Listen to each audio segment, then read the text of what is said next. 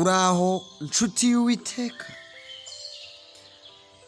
urukundo rwe ruracyari rwinshi ku buzima bwawe, ineza ye iracyari nyinshi ku buzima bwawe.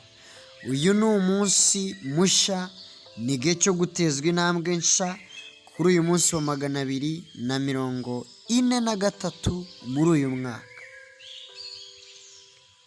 Ibanga ryo gutsinda mu bwami bwa Kristo. Aya n'andi makuru mashya ngufiti. Ubutumwa bwiza uko bwanditswe na Matayo igice cya 18 murongo wa 4. Kristo arimo ahamya ko umuntu uzicisha bugufi nk'umwana mutoya ari we uzashyirwa hejuru mu bwami bw'ijuru. N'iki bivuze? Nimba ushaka kuzamuka mu byo ukora, itoze guca bugufi.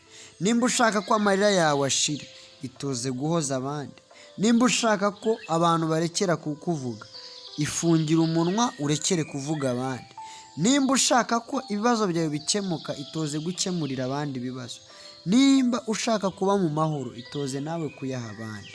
Kuko buri kintu cyose dukora, tuvuga, dutekereza, dupanga gukora, tubwira abandi, iyo igihe kigeze umusaruro wacyo utugeraho, ni wowe uri gutanga.